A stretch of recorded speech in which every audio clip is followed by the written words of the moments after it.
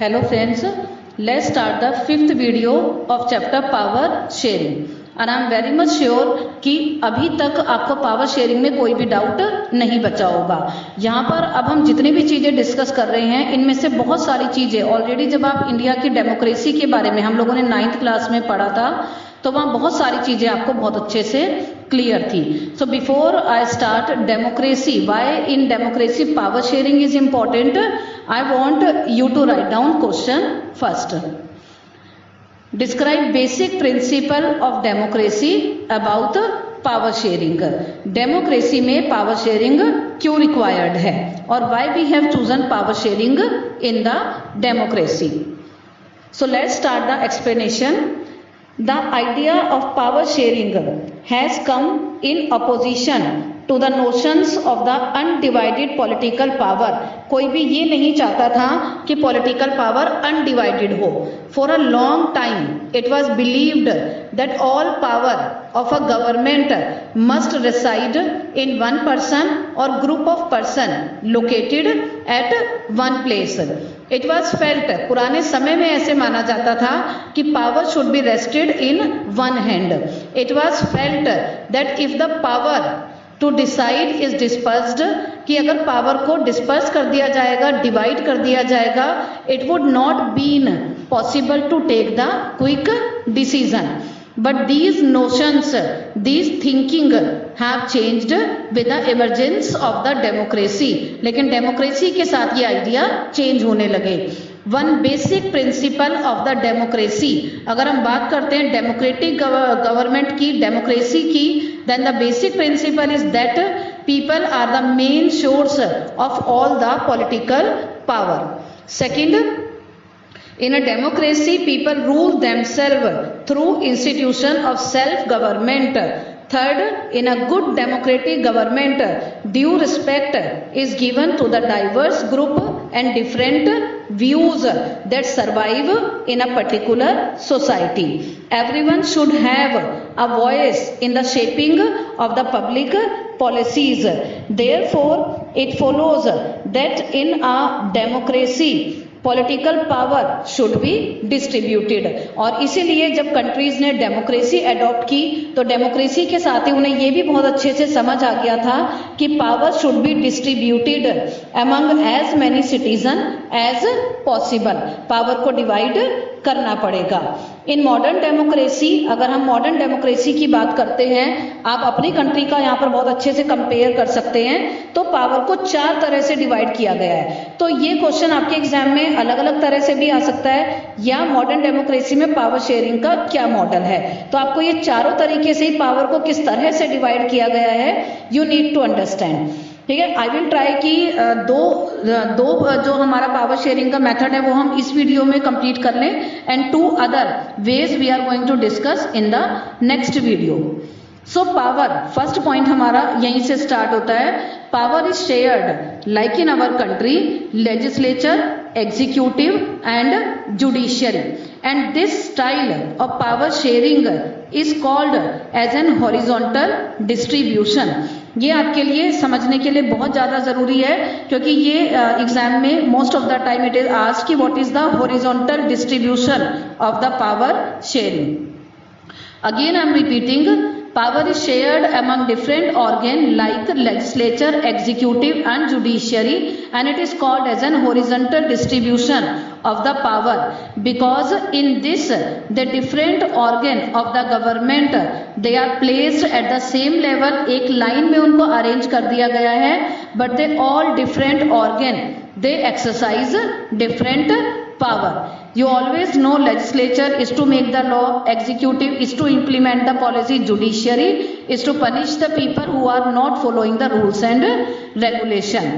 Such a separation ensure, basically इस separation का यही मतलब था that there should not be unlimited power in the hand of any one organ. Each organ check the other. This result a balance in the power sharing in different institution. आपने पिछले साल भी democracy में पढ़ा था कि even through the minister और governmental official सबकी अपनी अपनी पावर होती हैं, but they are answerable to the parliament. Similarly, although judges are appointed, आपने पढ़ा था कि judges are appointed by the executive, लेकिन एक बार appoint होने के बाद the judges are not answerable to executive for their work. So this arrangement is called a system of checks and balance. ये भी आपका एग्जाम में पूछा जा सकता है कि what is the system of checks and balances.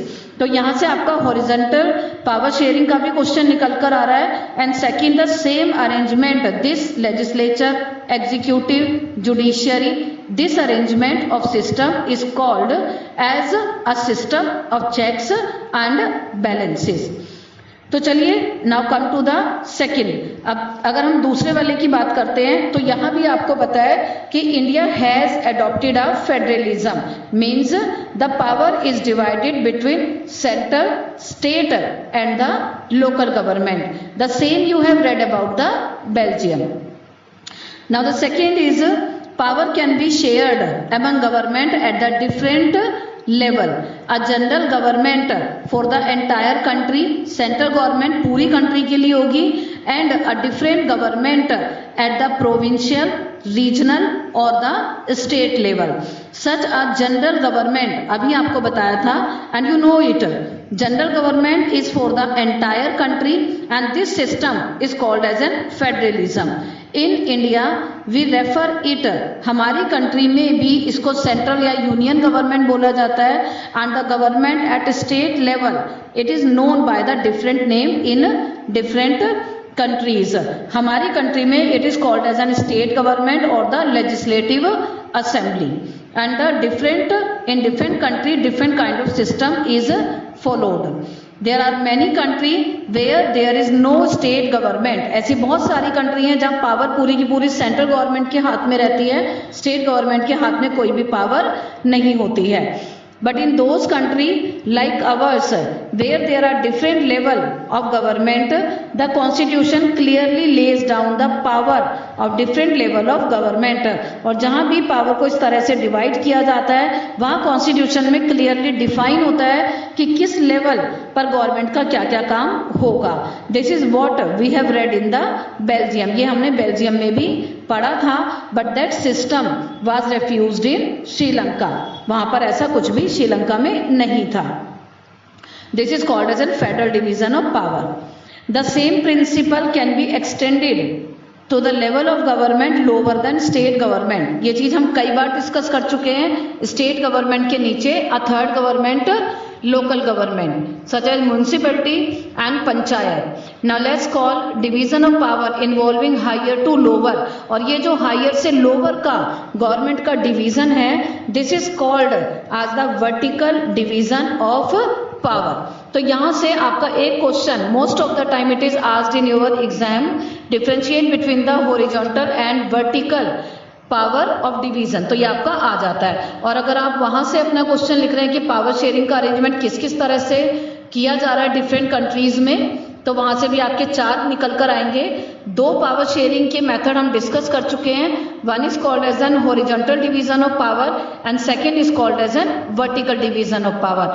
Again making you clear, in the horizontal division of power, power is shared between legislature, executive and judiciary. In the vertical division of power, power is shared between the central government, state government and the third local government. So यहाँ पर हमारा सारा, in next video we will discuss the two other aspect of the power sharing. Till now I want कि आप चीज़ों को साथ साथ फिनिश करते रहें. पावर शेयरिंग अगर आपको क्लियर है तो ये चीज़ें समझने में आपको कोई भी प्रॉब्लम नहीं होने वाली है. So goodbye, take care.